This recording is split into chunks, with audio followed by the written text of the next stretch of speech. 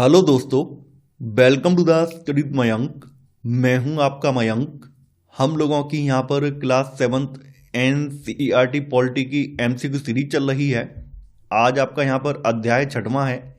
यहां पर हम लोग संचार माध्यमों को समझना अध्याय से संबंधित प्रश्नों को देखेंगे। तो चलिए स्टार्ट करते हैं आज का वीडियो। देखते हैं हमें क्या क्या डिस्कस करना है यहां पर। आज का पहला प्रश्न है, मीडिया शब्द का आशय है केवल समाचार पत्र, केवल इलेक्ट्रॉनिक साधन, विचारों के आदान प्रदान के विभिन्न माध्यम, सरकारी सूचना तंत्र। देखिए, मीडिया शब्द जो है अंग्रेजी के मीडियम का बहुवचन है और मीडिया का अर्थ होता है माध्यम।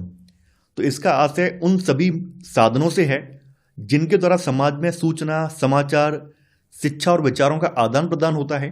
तो यहां पर आपका सही आंसर होगा सी वाला।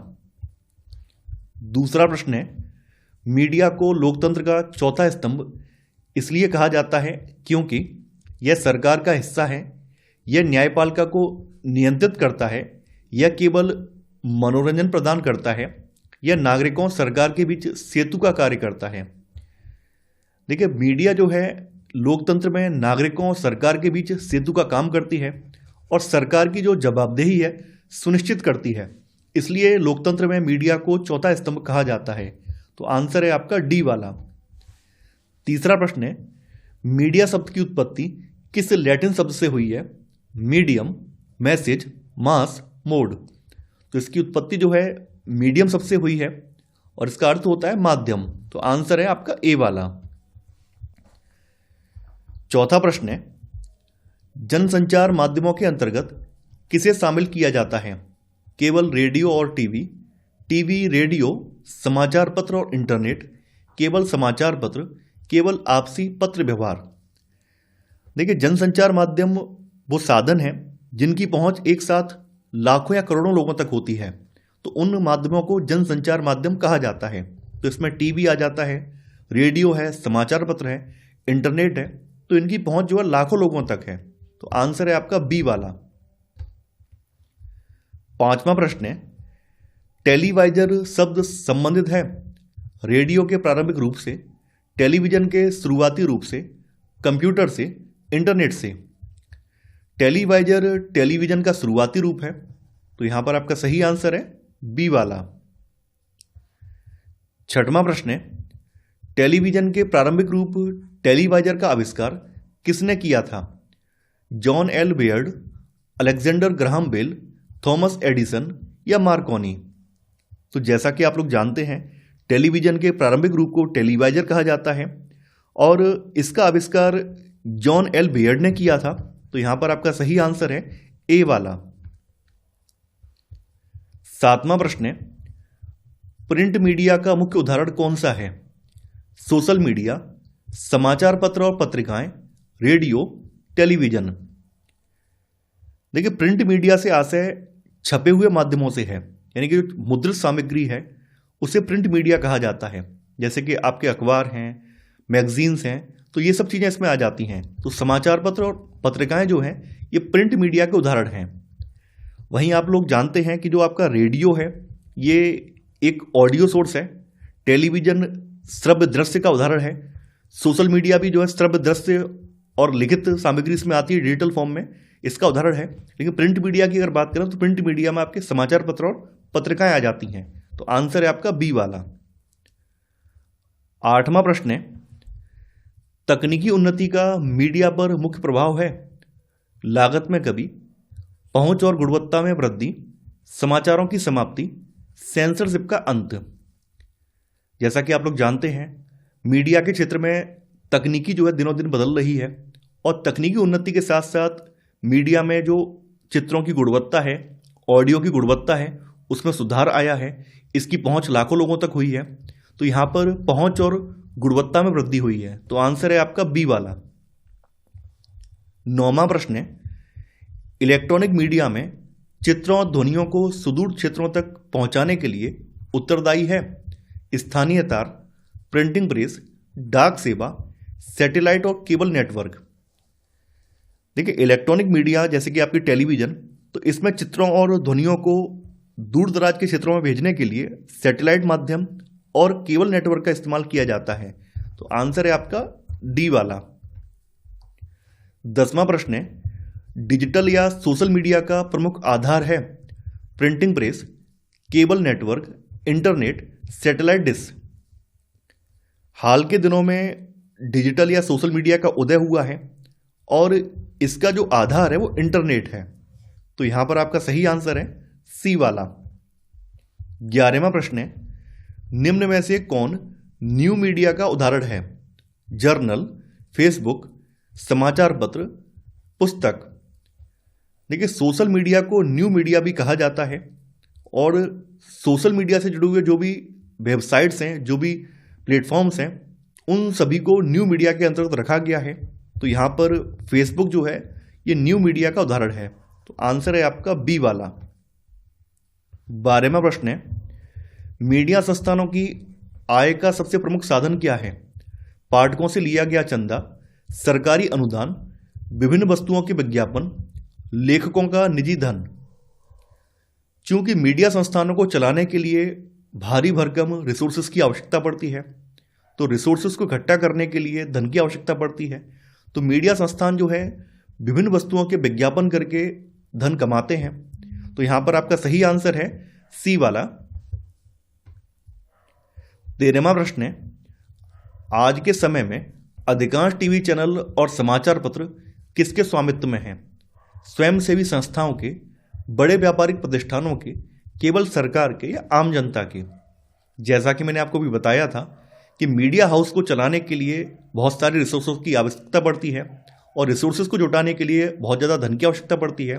तो एक आम इंसान के लिए एक बड़ा मीडिया हाउस चलाना पॉसिबल नहीं है। यही कारण है कि यहाँ पर अत्यधिक धन का निवेश होता है। तो यहाँ पर जो बड़े व्यापारिक प्रतिष्ठान हैं या बड़े बिजनेसमैन हैं वो इसमें शामिल हैं।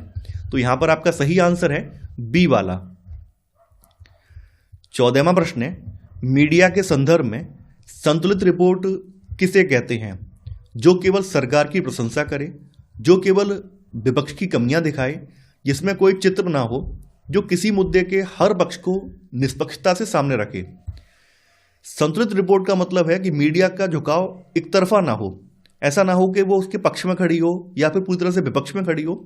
मीडिया जो है उसके पक्ष और विपक्ष दोनों को बताए ताकि उनके आधार पर जनता अपनी एक राय खुद बना सके। तो मीडिया को निष्पक्ष होना चाहिए, नहीं जो किसी मुद्दे के हर पक्ष को निष्पक्षता से सामने रखे। तो आंसर है आपका डी वाला। 15वां प्रश्न है, स्वतंत्र मीडिया का आशय है बिना किसी नियम के काम करना, सरकार द्वारा नियंत्रित होना, किसी बाहरी नियंत्रण से मुक्त होना, केवल निजी स्वामित्व। स्वतंत्र मीडिया का मतलब है कि मीडिया की जो भी रिपोर्टिंग होती है उसमें कोई हस्तक्षेप ना करे, कोई ये तय ना करे कि आपको ये खबर दिखानी है, ये नहीं दिखानी है। अगर आप ये खबर दिखाएंगे तो आप इस खबर के ये पहलू दिखाएंगे, ये पहलू नहीं दिखाएंगे। तो इस तरह का जो माहौल है वो नहीं होना चाहिए। तो यहाँ पर मीडिया जो है वो किसी बाहरी नियंत्रण से मुक्त होना चाहिए, तभी वो स्वतंत्र मीडिया कहलाएगा। तो आंसर है आपका सी वाला। 16वां प्रश्न है, सेंसरशिप का मुख्य अर्थ क्या है? विज्ञापन दिखाना, सूचना या दृश्यों के प्रसारण पर प्रतिबंध लगाना, समाचार पत्र बेचना, स्वतंत्र रूप से लिखना।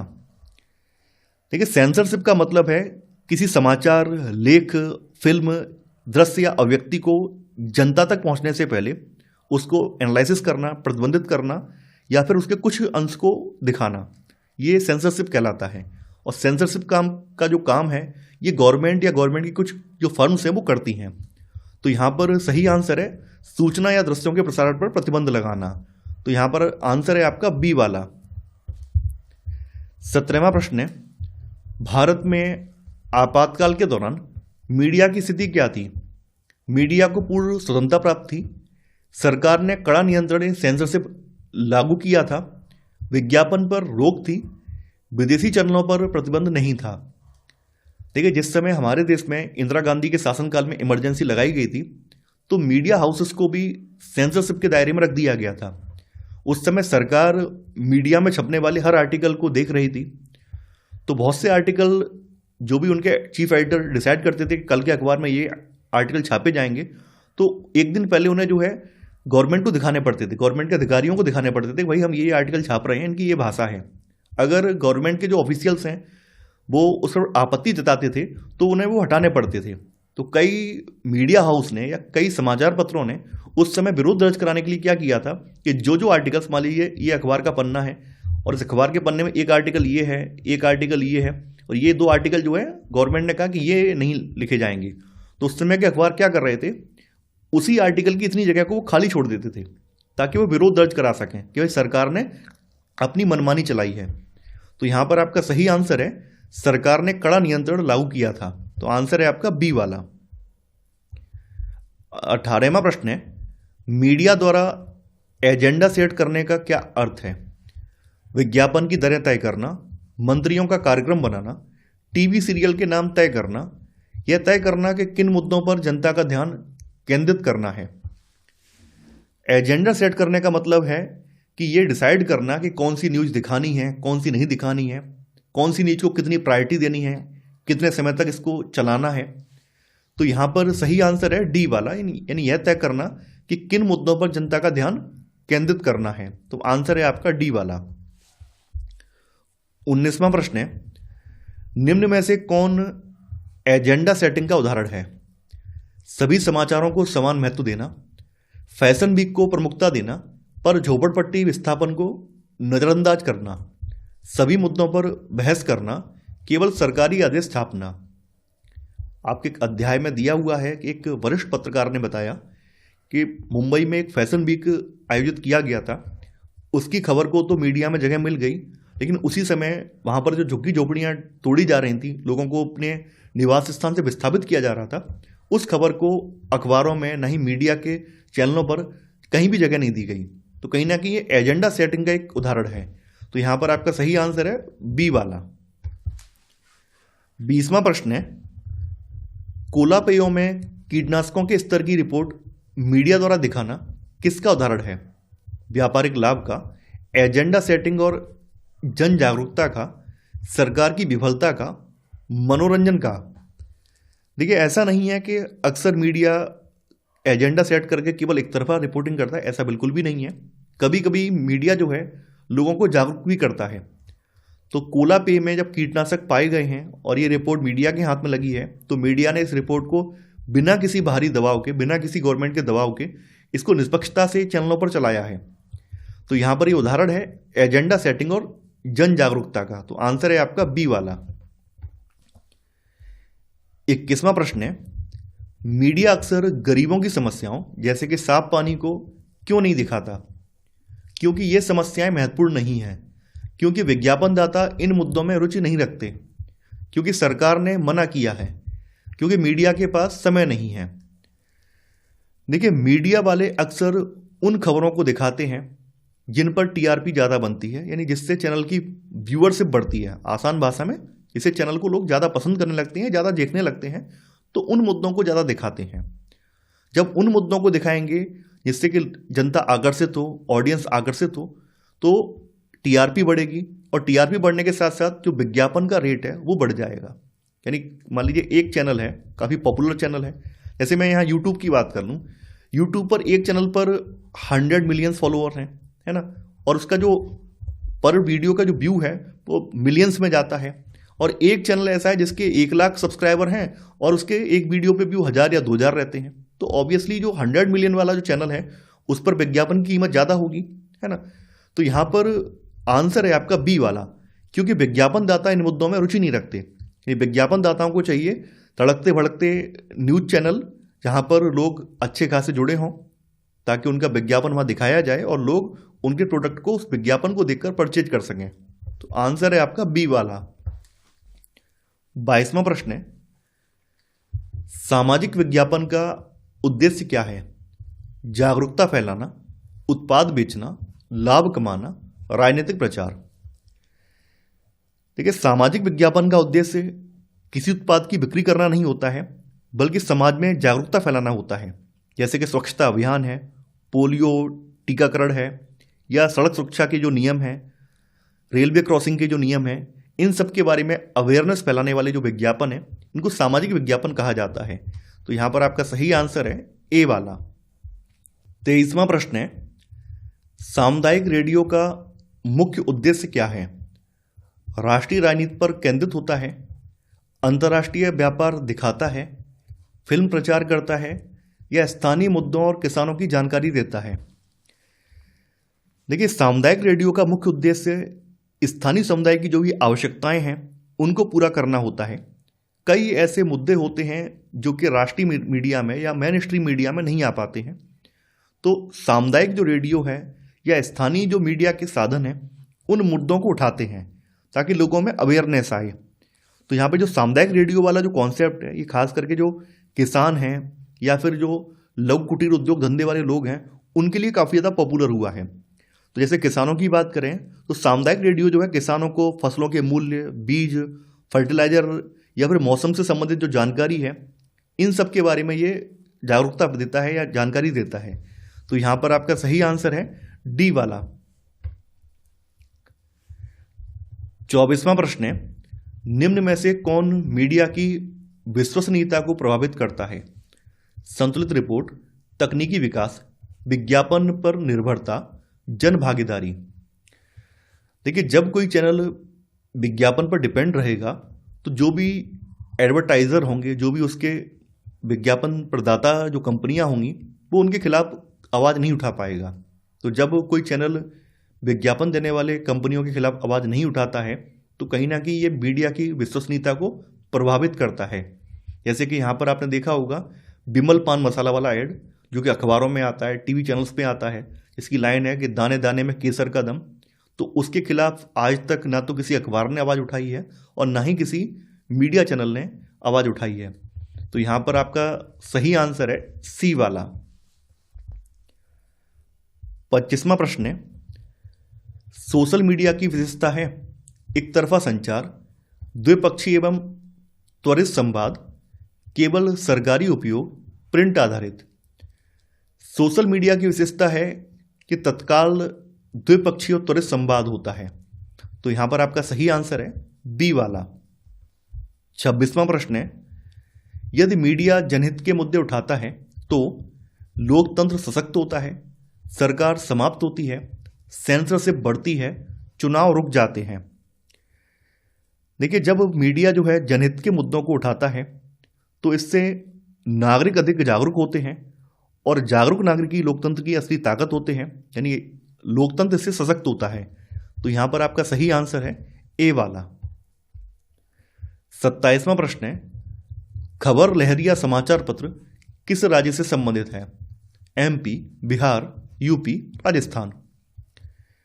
खबर लहरिया एक स्थानीय समाचार पत्र है जो उत्तर प्रदेश के चित्रकूट जिले की जो दलित महिलाएं हैं उनके द्वारा ही संपादित किया जाता है। तो यहां पर आपका सही आंसर है सी वाला। खबर लहरिया अखबार किस स्थानीय भाषा में प्रकाशित होता है? अवधी, भोजपुरी, ब्रज, बुंदेली। जैसा कि मैंने आपको बताया था कि ये जो अखबार है यूपी के चित्रकूट जिले से स्टार्ट हुआ था और दलित महिलाएं इसको संचालित करती हैं और ये बुंदेली भाषा में निकलने वाला अखबार है। तो यहां पर आपका सही आंसर है डी वाला। 29वां प्रश्न है, निम्नलिखित में से कौन सा कथन मीडिया की स्वतंत्रता के बारे में सही नहीं है? व्यापारिक घराने मीडिया को प्रभावित करते हैं, सरकार अक्सर सेंसरशिप का सहारा लेती है, मीडिया हमेशा पूर्णतः स्वतंत्र और निष्पक्ष होता है, विज्ञापनों के कारण मीडिया किसी कंपनी के खिलाफ नहीं लिख पाता। देखिए, पहला वाला कथन सही है। जो भी उनके व्यापारिक घराने हैं, यानी जिनकी पेरेंट ऑर्गेनाइजेशन जिसको कहा जाता है, तो उनके दबाव में तो उन्हें रहना ही पड़ता है, उनके अगेंस्ट तो नहीं जा सकते हैं। सरकार कई बार क्या करती है, अपने फायदे के लिए मीडिया पर अतिरिक्त दबाव बनाती है। जैसे आपने देखा होगा, चाहे संबंधित राज्य सरकारें हों, केंद्र सरकार हो, सभी कहीं ना कहीं मीडिया पर एक दबाव रखते हैं। यहां पर सी वाला कथन ये गलत हो जाएगा कि हमेशा पूर्णतः स्वतंत्र और निष्पक्ष होता है। हमेशा नहीं होता है, क्योंकि मीडिया भी सरकार के दबाव में है, व्यापारिक घरानों के अंडर में है, विज्ञापन जो प्रदाता हैं उनसे प्रेरित है, उनसे जुड़ा हुआ है, तो हमेशा स्वतंत्र और निष्पक्ष नहीं होता है। कहीं ना कहीं ये भी एक तरफा हो जाता है, कहीं ना कहीं ये भी वाइस्ड होता है। तो यहाँ पर आपका सी वाला गलत हो जाएगा। तो यहाँ पर आपका डी वाला सही है कि विज्ञापनों की वजह से मीडिया किसी कंपनी के खिलाफ नहीं लिख पाता। यहाँ पे पूछा गया है स्वतंत्रता के बारे में कौन सा कथन सही नहीं है, तो सी वाला सही नहीं है, तो आंसर है आपका सी वाला। 30वां प्रश्न है, एक सुविख्यात भारतीय पत्रकार ने फैशन वीक और झोपड़पट्टियों के उदाहरण से क्या सिद्ध किया? भारत में गरीबी खत्म हो गई है, मीडिया अमीरों की विलासिता को गरीबों की बुनियादी जरूरतों से ज़्यादा महत्व देता है, फैशन शो ज़्यादा महत्वपूर्ण है, झोपड़पट्टियों की खबर कोई नहीं पढ़ना चाहता। देखिए, इसका रीज़न ये है कि मीडिया जो है, जो अमीरों की विलासितापूर्ण चीज़ें हैं उनको ज़्यादा तवज्जो देता है, वहीं गरीबों की जो बुनियादी ज़रूरतें हैं इनको कम महत्व देता है। अमीरों की विलासितापूर्ण चीज़ों को महत्व इसलिए देता है क्योंकि अमीरों की विलासितापूर्ण चीज़ों को महत्व देने से इनको एडवर्टाइजमेंट ज़्यादा मिलेंगे, विज्ञापन ज़्यादा मिलेंगे, और जब विज्ञापन ज़्यादा मिलेंगे तो चैनल को आमदनी भी अच्छी खासी होगी। तो यहाँ पर आपका सही आंसर है बी वाला। 31वां प्रश्न है, कथन दिया गया है, स्वतंत्र मीडिया लोकतंत्र के लिए अनिवार्य है, कारण नागरिक मीडिया द्वारा दी गई जानकारी के आधार पर सरकार के प्रति अपनी राय और कार्रवाई तय करते हैं। देखिए, यहाँ पर कथन बिल्कुल सही है कि स्वतंत्र मीडिया जो है लोकतंत्र के लिए अनिवार्य है, क्योंकि मीडिया के द्वारा दी गई जानकारी के आधार पर ही नागरिक जो है सरकार के किसी मुद्दे को लेकर अपनी राय बनाते हैं और फिर कार्रवाई करते हैं। यानी कि आंदोलन स्टार्ट करना है, हस्ताक्षर अभियान चलाना है, रैली निकालनी है या उसका विरोध करना है, ये सब कार्रवाइयाँ तय करते हैं। तो यहाँ पर आपका कथन और कारण दोनों सही हैं, और यहाँ पर जो कारण है वो कथन की सही व्याख्या भी कर रहा है। तो आंसर है आपका ए वाला। 32वां प्रश्न है, निम्नलिखित में से कौन सा कारक मीडिया की स्वतंत्रता को बाधित करता है? व्यापारिक घरानों का स्वामित्व, सरकार द्वारा सेंसरशिप, विज्ञापनों से प्राप्त राजस्व पर निर्भरता, सूचना का अधिकार। आपको यहाँ पर कूट का प्रयोग करके सही उत्तर का चयन करना है। तो यहाँ पर व्यापारिक घरानों का स्वामित्व ये मीडिया की स्वतंत्रता को बाधित करता है, सरकार का सेंसरशिप भी करती है, विज्ञापनों से जो राजस्व प्राप्त निर्भरता है इसकी वजह से भी मीडिया की स्वतंत्रता प्रभावित होती है। लेकिन सूचना का अधिकार जो है ये मीडिया की स्वतंत्रता को बाधित नहीं करता है, बल्कि पारदर्शिता को बढ़ाता है और उसको मजबूत करता है। तो यहाँ चौथा वाला नहीं होगा, यहाँ पर 1, 2, 3 सही है, तो आंसर है आपका सी वाला, यानी 1, 2 और 3। 33वां प्रश्न है, न्यू मीडिया या डिजिटल मीडिया की मुख्य विशेषता क्या है? यह केवल एक तरफा संचार है, इसमें सेंसरशिप लगाना असंभव है, यह इंटरनेट पर आधारित है और इसमें दर्शकों की भागीदारी अधिक है, यह केवल कागज पर आधारित है। देखिए, न्यू मीडिया या डिजिटल मीडिया जो है ये इंटरनेट पर आधारित है और इसमें दर्शकों की भागीदारी भी ज़्यादा है। तो आंसर है आपका सी वाला। 34वां प्रश्न है, जनसंचार माध्यमों के संदर्भ में ब्रॉडकास्ट शब्द का अर्थ है केवल समाचार लिखना, रेडियो या टीवी कार्यक्रमों का व्यापक रूप से प्रसारण, केवल फिल्मों का निर्माण, समाचार पत्रों का वितरण। देखिए, ब्रॉडकास्ट शब्द का मतलब है रेडियो या टेलीविजन के माध्यम से जो कार्यक्रम, समाचार या संदेश हैं इनको एक साथ बड़े जनसमूह तक प्रसारित करना। तो यहाँ पर सही आंसर है बी वाला। 35वां प्रश्न है, एक शिक्षक के रूप में आप छात्रों को मीडिया रिपोर्ट का आलोचनात्मक विश्लेषण करना कैसे सिखाएंगे? छात्रों को समाचार याद करने के लिए कहेंगे, उन्हें केवल एक ही समाचार पत्र पढ़ने की सलाह देंगे, उन्हें यह सोचने के लिए प्रेरित करेंगे कि रिपोर्ट में किसका पक्ष लिया गया है और किसका पक्ष छोड़ दिया गया है, उन्हें टीवी देखने से मना करेंगे। देखिए, आलोचनात्मक विश्लेषण के लिए जरूरी है कि छात्रों से कहा जाए कि आप अखबार पढ़ें या न्यूज़ पढ़ें, और न्यूज़ में आप ध्यान से ये देखें कि यहाँ मीडिया ने किसका पक्ष लिया है और किसका पक्ष छोड़ दिया है। तो यहाँ पर आंसर होगा आपका सी वाला। 36वां प्रश्न है, कक्षा में स्थानीय मीडिया पर चर्चा करने का मुख्य उद्देश्य क्या है? छात्रों को बड़े न्यूज एंकर बनाना, उन्हें यह समझाना कि साधारण लोगों के मुद्दे भी महत्वपूर्ण होते हैं, उन्हें बुंदेली भाषा सिखाना, समाचार पत्र पढ़ने के लिए प्रेरित करना। देखिए, स्थानीय मीडिया पर चर्चा करने का मुख्य उद्देश्य यह है कि छात्रों को मन में ये स्पष्ट करना कि जो आपके स्थानीय मुद्दे हैं, लोकल जो मुद्दे हैं या साधारण लोगों के मुद्दे हैं, वो भी महत्वपूर्ण होते हैं और उनको भी देखना और सुनना जरूरी है। तो यहां पर आपका सही आंसर है बी वाला। 37वां प्रश्न है, लोकतंत्र में मीडिया का एक महत्वपूर्ण कार्य सार्वजनिक विरोध को कवर करना है, क्योंकि यह केवल मनोरंजन है, इससे अखबार की कीमत बढ़ती है, यह अवैध गतिविधि है, यह सरकार को अपनी नीतियों पर पुनर्विचार करने का अवसर देता है।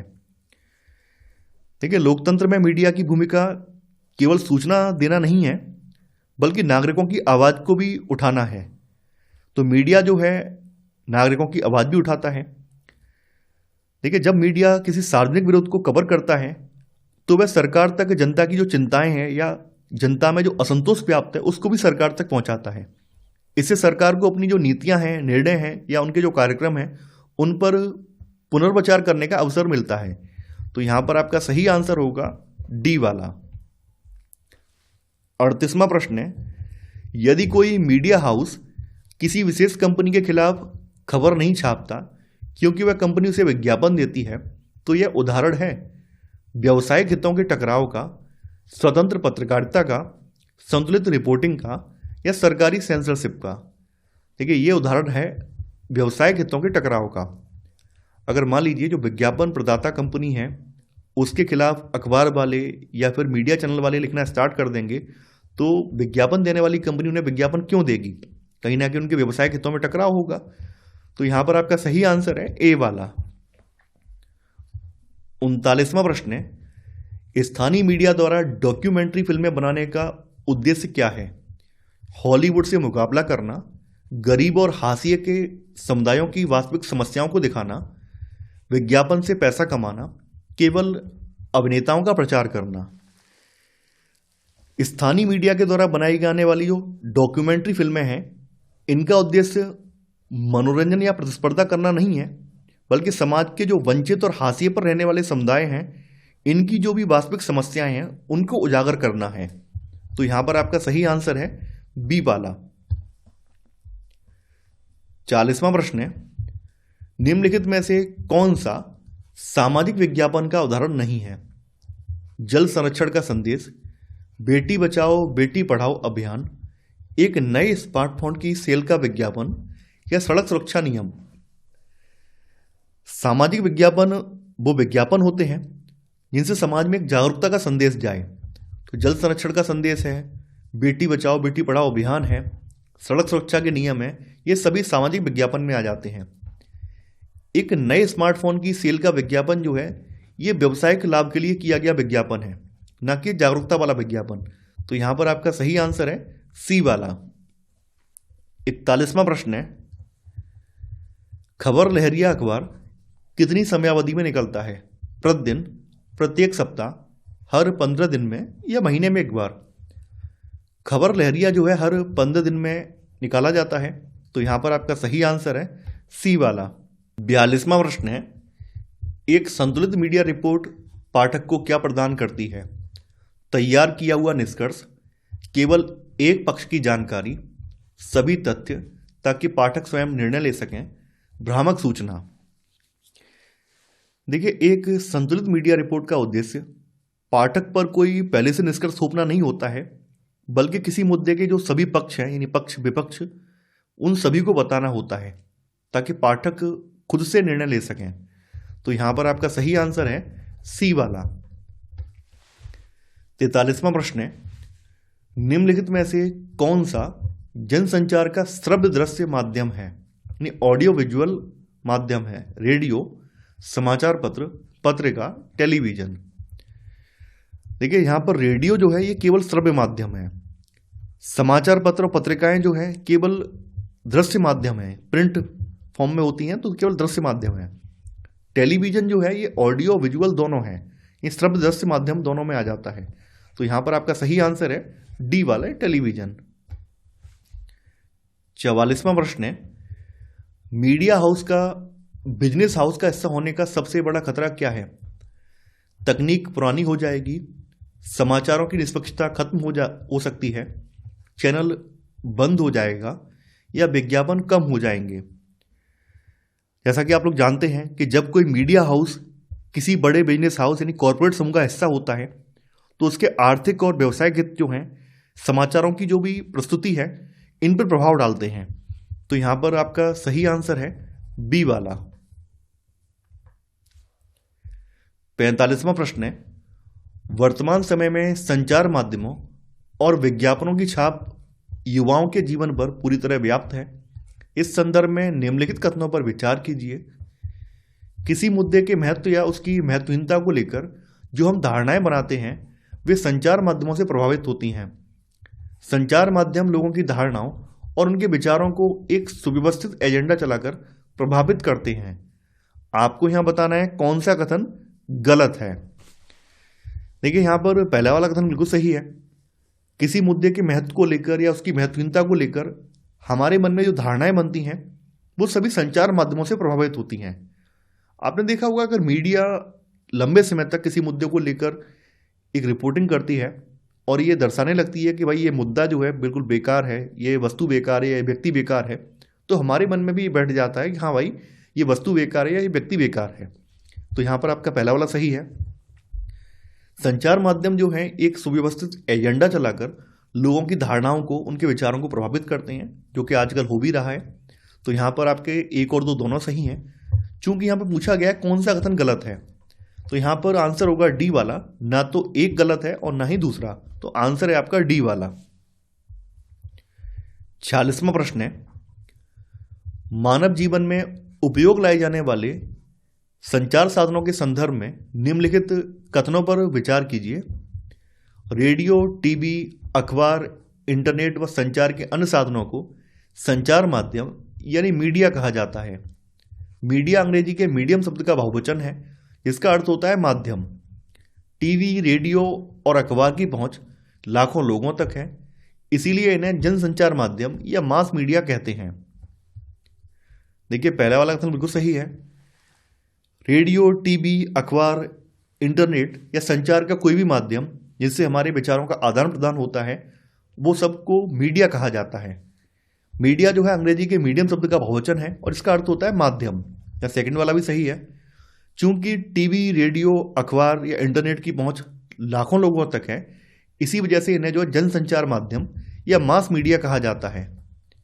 यहां पे पूछा गया है कौन सा कथन सही है, तीनों सही है, तो आंसर होगा आपका डी वाला यानी उपरोक्त सभी।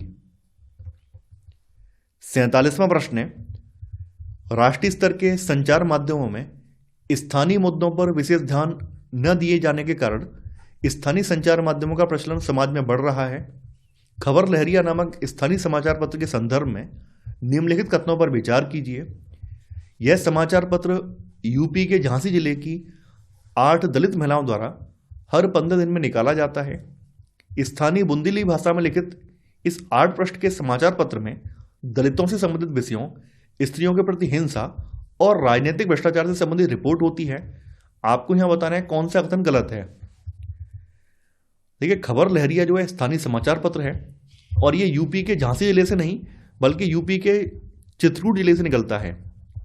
चित्रकूट जिले से इसका संपादन होता है, तो यहां पर आपका पहला वाला गलत हो जाएगा। इसका संपादन जो है स्टार्टिंग में 8 दलित महिलाओं ने किया था और ये हर 15 दिन में निकाला जाता है। ये स्थानीय बुंदेली भाषा में है, जिसमें कि दलितों से संबंधित विषय आते हैं, स्त्रियों के संबंधित जो भी टॉपिक हैं, चाहे उनकी शिक्षा से जुड़े टॉपिक हों, उनके ऊपर हो रहे अत्याचार हों, तो ये सब चीज़ें इसमें रखी जाती हैं। तो यहाँ पर आपका सेकंड वाला सही है, केवल पहला वाला गलत है। और पूछा गया है कौन सा कथन असत्य है, केवल पहला वाला कथन असत्य है, तो आंसर है आपका ए, केवल एक। 48वां प्रश्न है, लोकतंत्र में मीडिया की भूमिका के संदर्भ में निम्नलिखित कथनों में से कौन सा सही नहीं है। लोकतंत्र में मीडिया सरकार की जनता के प्रति जवाबदेही सुनिश्चित करती है। संचार माध्यमों से नागरिक जान सकते हैं कि सरकार किस प्रकार काम कर रही है। लोग मीडिया रिपोर्ट के आधार पर सरकार के कार्यक्रमों के खिलाफ आवाज नहीं उठा सकते। मीडिया से अपेक्षा की जाती है कि वह हर मुद्दे पर संतुलित रिपोर्ट प्रस्तुत करे। देखिए, यहाँ पहला वाला कथन बिल्कुल सही है कि लोकतंत्र में जो मीडिया है इस सरकार की जनता के प्रति जवाबदेही सुनिश्चित करती है। संचार माध्यमों के जरिए लोग जान सकते हैं कि सरकार किस प्रकार से काम कर रही है। मीडिया से अपेक्षा की जाती है कि हर मुद्दे पर एक संतुलित रिपोर्ट प्रस्तुत करे, यानी ये किसी के पक्ष या विपक्ष में ना हो, एक तरह से एक संतुलित रिपोर्ट हो। लोग मीडिया रिपोर्ट के आधार पर सरकार के जो कार्यक्रम हैं या सरकार की जो कार्यवाहियाँ हैं उनके खिलाफ आवाज़ उठाते हैं। तो यहाँ पर आपका सी वाला गलत हो जाएगा। यहाँ लिखा हुआ है कि इनके खिलाफ आवाज़ नहीं उठा सकते, ये गलत है। तो यहाँ पर सही आंसर है आपका सी वाला। 49वां प्रश्न है, मीडिया की स्वतंत्रता के संदर्भ में निम्नलिखित कथनों पर विचार कीजिए। संचार माध्यमों पर सरकार के नियंत्रण को सेंसरशिप कहा जाता है। भारत के इतिहास में आपातकाल के दौरान सरकार ने संचार के माध्यमों के ऊपर सेंसर लगाया। संचार माध्यमों के स्वतंत्र न होने का दूसरा कारण बड़े व्यापारिक प्रतिष्ठानों द्वारा उनका परिचालन करना है। आपको यहाँ बताना है कौन सा कथन सत्य है। देखिए, जब किसी न्यूज के किसी अंश या पूरे भाग पर सरकार प्रतिबंध लगा देती है या उसके किसी अंश को प्रकाशित करने देती है, उसे सेंसर कहा जाता है। तो यहाँ पर आपका पहला वाला कथन बिल्कुल सही है। जिस समय देश में इमरजेंसी लगी हुई थी उस समय समाचार पत्रों पर सेंसर लगाया था, तो यहाँ सेकंड वाला भी सही है। दूसरा कारण यहाँ पर यह भी है कि जो बड़े व्यापारिक प्रतिष्ठान हैं वो मीडिया हाउसेस को परिचालित कर रहे हैं, तो यहाँ तीसरा वाला कथन भी सही है। तीनों ही कथन यहाँ पर सही हैं, तो आंसर है आपका डी वाला, यानी उपरोक्त सभी। 50वां प्रश्न है, कथन ए, अधिकांश संचार माध्यम अपनी आय का बड़ा हिस्सा विज्ञापनों से प्राप्त करते हैं। कारण, संचार माध्यमों की विज्ञापनों पर निर्भरता के कारण उन प्रतिष्ठानों के विरोध में लिखना कठिन हो जाता है जो विज्ञापन देते हैं। देखिए, यहाँ पर कथन और कारण दोनों सही हैं, तो आंसर है आपका सी वाला, ये कथन और कारण दोनों सही हैं। 51वां प्रश्न है, जनसंचार द्वारा उपयोग में लाई जाने वाली तकनीक के संदर्भ में निम्नलिखित कथनों पर विचार कीजिए। एक टीवी स्टूडियो में प्रयोग में लाए जाने वाले आवश्यक संसाधनों में लाइटें, कैमरे, ध्वनि रिकॉर्ड यंत्र, संप्रेषण के लिए सैटेलाइट आदि हैं। जनसंचार के माध्यम निरंतर बदलते रहते हैं, इसलिए नवीनतम तकनीक जुटाने पर भी बहुत अधिक धन व्यय होता है। जनसंचार के माध्यम विभिन्न वस्तुओं के विज्ञापन जैसे कारें, चॉकलेट, कपड़े, मोबाइल फोन आदि के द्वारा धन अर्जित करते हैं। आपको यहां बताना है कौन सा कथन गलत है। देखिए, यहां पर पहला वाला कथन बिल्कुल सही है कि एक टीवी स्टूडियो में जो आवश्यक रिसोर्सेस हैं उनमें लाइटें हैं, कैमरे हैं, ध्वनि रिकॉर्ड यंत्र हैं, कंप्यूटर हैं, संप्रेषण के लिए सैटेलाइट का कनेक्शन होना जरूरी है, ये सब चीज़ें आवश्यक हैं। जनसंचार के जो माध्यम हैं लगातार बदलते रहते हैं, इसलिए यहाँ पर नवीनतम तकनीक की आवश्यकता पड़ती है और नवीनतम तकनीक को अडॉप्ट करने के लिए बहुत ज़्यादा धन भी खर्च होता है। जैसा कि आप लोग जानते हैं, जो भी मीडिया हाउसेस हैं वो धन का इंतजाम जो है विज्ञापन के जरिए करते हैं, तो विज्ञापन से धन अर्जित होता है। तो यहाँ पर तीनों ही कथन सही हैं, तो आंसर होगा डी वाला, इनमें से कोई भी कथन गलत नहीं है। 52वां प्रश्न है, संचार माध्यमों को द्रुत गति से जनमानस तक पहुंचाने में प्रौद्योगिकी ने महत्वपूर्ण योगदान निभाया है। इस संदर्भ में निम्नलिखित कथनों पर विचार कीजिए। जनसंचार माध्यमों के लिए प्रयोग में लाई जाने वाली प्रौद्योगिकी सदैव एक जैसी रहती है। तकनीक तथा मशीनों को बदलकर अत्याधुनिक बनाने से संचार माध्यमों को अधिक लोगों तक पहुंचने में मदद मिलती है। 1840 के दशक में इलेक्ट्रॉनिक टाइपराइटर के आ जाने से पत्रकारिता की दुनिया में एक बड़ा बदलाव आया। आपको यह बताना है कौन सा कथन गलत है। देखिए, जनसंचार के माध्यमों में जो तकनीक इस्तेमाल होती है वो लगातार बदलती रहती है, यानी कि प्रगति के साथ साथ नए नए इन्वेंशंस के साथ साथ वो तकनीक भी बदलती रहती है, एक जैसी नहीं रहती बल्कि बदलती रहती है। तो यहाँ पहला वाला गलत हो जाएगा। तकनीक और मशीनों को बदलकर जो अत्याधुनिक संचार माध्यम स्थापित किए गए हैं, तो इनके माध्यम से लाखों लोगों तक संचार पहुंच पाया है। तो यहाँ सेकंड वाला सही है। इलेक्ट्रॉनिक टाइपराइटर जो है ये 1840 के दशक में नहीं बल्कि 1940 के दशक में आया था, तो यहाँ पर आपका तीसरा वाला गलत हो जाएगा। यहाँ पर पूछा गया है कौन सा कथन गलत है, केवल 1 और 3 कथन गलत है, तो आंसर है आपका सी वाला, केवल 1 और 3। 53वां प्रश्न है, टेलीविजन के संदर्भ में निम्नलिखित कथनों पर विचार कीजिए। ग्राहम बेल ने रॉयल इंस्टीट्यूट के समक्ष अपने आविष्कार टेलीवाइजर का प्रदर्शन किया, जो कि टेलीविजन का प्रारंभिक रूप था। टेलीविजन में प्रदर्शित चित्र सैटेलाइट और केबल के विस्तृत जाल के माध्यम से अत्यंत सुदूर क्षेत्रों तक पहुंचाए जाते हैं। आपको यहां बताना है कौन सा कथन सत्य है। देखिए, आप लोग जानते हैं कि टेलीविज़न का जो आविष्कार है ये जॉन एल बेयर्ड ने किया है, ना कि ग्राहम बेल ने। ग्राहम बेल जो हैं ये टेलीफोन के आविष्कारक हैं, यानी इन्होंने जो है टेलीफोन का आविष्कार किया था, ना कि टेलीविज़न का। तो यहाँ पहला वाला कथन गलत हो जाएगा। सेकंड वाला सही है। टेलीविज़न में प्रदर्शित जो चित्र हैं ये सैटेलाइट और केबल के विस्तृत जाल के माध्यम से सुदूर क्षेत्रों तक पहुँचाए जाते हैं। तो यहाँ पर आपका सेकंड वाला सही है, तो आंसर है आपका बी वाला, केवल दूसरा सही है।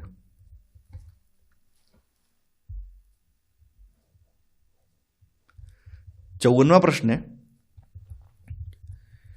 निम्नलिखित में से कौन सा कथन सामाजिक विज्ञापन का उद्देश्य नहीं है? सामाजिक तंत्रों और सामाजिक समूहों को लक्ष्य बनाना, व्यक्तिगत वाणिज्यिक लाभ के लिए सामाजिक तंत्रजाल वाली साइटों पर उत्पादों का विज्ञापन देना, जनसाधारण के सदस्यों को ऐच्छिक सामाजिक गतिविधियों में व्यस्त रखने हेतु अप्रेरित करना, चूंकि व्यक्ति अन्य व्यक्तियों को प्रभावित करते हैं इसलिए उनकी आवृत्ति और मानसिक धारणा को बदलना। देखिए, सामाजिक विज्ञापन का उद्देश्य जन जागरूकता फैलाना है, तो यहां पर ए वाला सही है कि सामाजिक तंत्रों और सामाजिक समूहों को लक्ष्य बनाना, जनसाधारण के सदस्यों को ऐच्छिक सामाजिक गतिविधियों में व्यस्त रहने हेतु अप्रेरित करना। ऐच्छिक मतलब अपनी इच्छा से जो सामाजिक गतिविधियां हैं उनमें व्यस्त रहने के लिए प्रेरित करना, ये इसका उद्देश्य है। चूंकि व्यक्ति अन्य व्यक्तियों को प्रभावित करते हैं इसलिए उनकी जो आवृत्ति है, उनका जो एटीट्यूड है, उनकी जो मानसिक अवधारणा है, उनका जो परसेप्शन है उसको बदलना, ये भी इसका एक उद्देश्य है। यहाँ पर सामाजिक जो विज्ञापन है ये व्यक्तिगत वाणिज्यिक लाभ के लिए नहीं होते हैं, यहाँ पर कोई निजी फायदे के लिए नहीं होते हैं, बल्कि जन जागरूकता के लिए होते हैं। यहाँ पर पूरे समाज का लाभ इसमें छिपा होता है। तो यहाँ पर आपका बी वाला इसमें नहीं है, तो बी वाला गलत है, तो आंसर है आपका बी वाला। 55वां प्रश्न है, अब मीडिया को रिक्त स्थान के साथ निकटी संबंधों के कारण स्वतंत्र नहीं माना जाता। गैर सरकारी संस्थाओं, नागरिक समाज, सरकारी एजेंसियों, व्यापारिक घरानों। तो व्यापारिक घरानों के साथ निकटी संबंधों की वजह से मीडिया को स्वतंत्र नहीं माना जाता है, तो आंसर है आपका डी वाला। 56वां प्रश्न है, लोकतंत्र में संचार माध्यम एक महत्वपूर्ण भूमिका निभाते हैं। देश और संसार के बारे में समाचार देने और उनमें होने वाली घटनाओं पर चर्चा करने में, वस्तुओं का विज्ञापन करने में ताकि लोग अपनी पसंद की वस्तुओं को खरीद सकें, क्रिकेट के आयोजनों का प्रसारण करना ताकि लोग घर बैठे इसे देख सकें, विभिन्न प्रकार के मनोरंजन की चीज़ें प्रस्तुत करना। देखिए, लोकतंत्र में संचार माध्यम महत्वपूर्ण भूमिका निभाते हैं, किसमें? देश और संसार के बारे में समाचार देने में और उनमें होने वाली घटनाओं पर चर्चा करने में। तो यहां पर यही इसका सबसे उपयुक्त आंसर है, तो आंसर है आपका ए वाला। 57वां प्रश्न है, निम्नलिखित में से कौन सा विज्ञापन सामाजिक नहीं है? लेन में गाड़ी चलाना बुद्धिमत्तापूर्ण है, पानी की प्रत्येक बूंद बचाइए, अतिथि देवो भव, जीवन बीमा जिंदगी के साथ भी और जिंदगी के बाद भी। देखिए, जो जिंदगी के साथ भी और जिंदगी के बाद भी जो बीमा है ये LIC की टैगलाइन है ना। और ये LIC वाला बीमा जो व्यक्ति विशेष के लिए होता है, सामाजिक नहीं है। यानी आप अगर LIC की पॉलिसी लेंगे तभी तो आपको उसका लाभ मिलेगा। तो यहाँ पर ये नहीं है कि आपके पॉलिसी लेने से पूरा समाज का भला हो जाएगा, बिल्कुल नहीं होगा, है ना।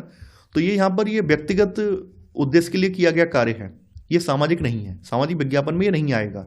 तो आंसर है आपका डी वाला। 58वां प्रश्न है, ऐसे मुद्दे की पहचान कीजिए जिसके महत्वपूर्ण होने के बावजूद मीडिया ने शायद ही उस पर ध्यान दिया है। लैंगिक संवेदनशीलता, पीने का पानी, हत्याएं, भवनों को गिराना। देखिए, जैसा कि आप लोग जानते हैं मीडिया अक्सर जो सनसनीखेज या त्वरित आकर्षण वाली जो मुद्दे होते हैं, जिन पर जल्दी अटेंशन मिलने वाली जो चीज़ें होती हैं, जैसे हत्या है, भवन गिराना है, लैंगिक संवेदनशीलता वाले मुद्दे हैं, यानी रेप वगैरह की घटनाएं जो हो रही हैं, उन पर तो एकदम फोकस दे देता है। लेकिन जो लोगों की आधारभूत आवश्यकता वाली न्यूज़ हैं उन पर फोकस नहीं देता है।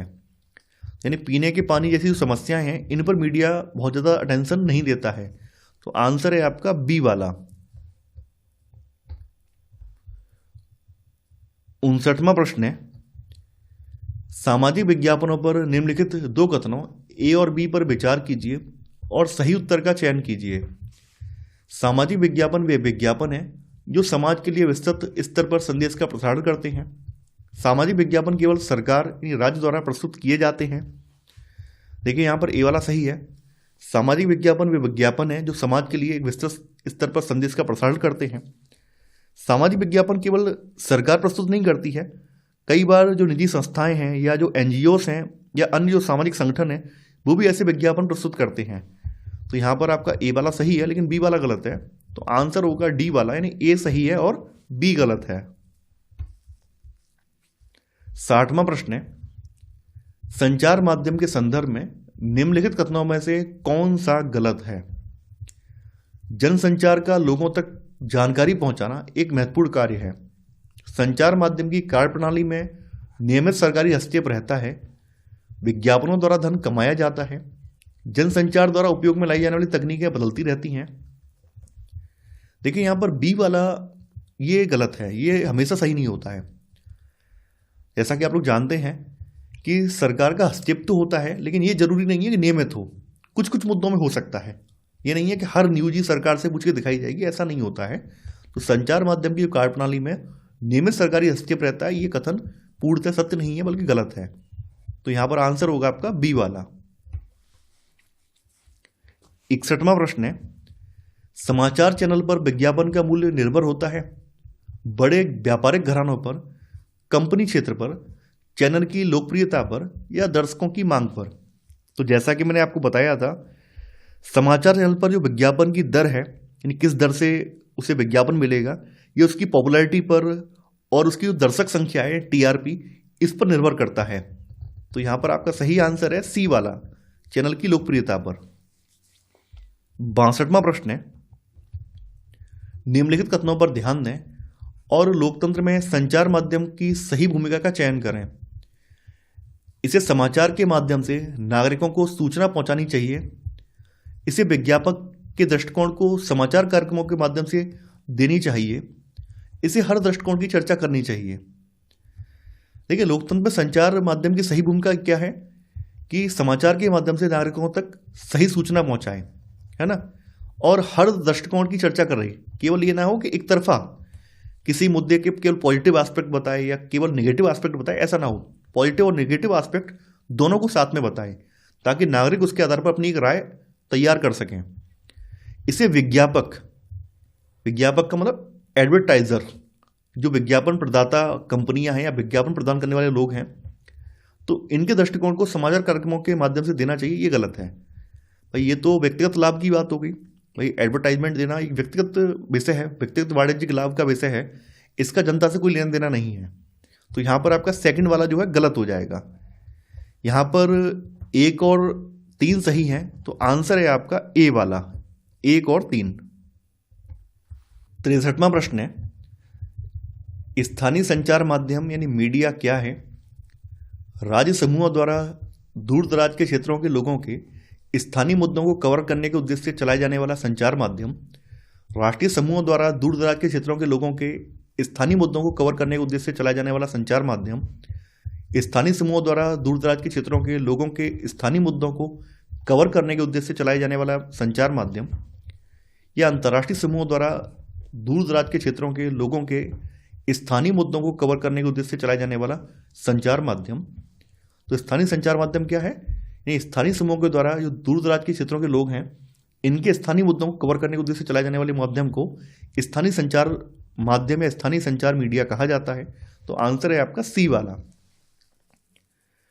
64वां प्रश्न है, निम्नलिखित में से कौन सी कक्षा गतिविधि विद्यार्थियों में समाज में मीडिया की भूमिका को आलोचनात्मक दृष्टि से देखने में मदद करेगी?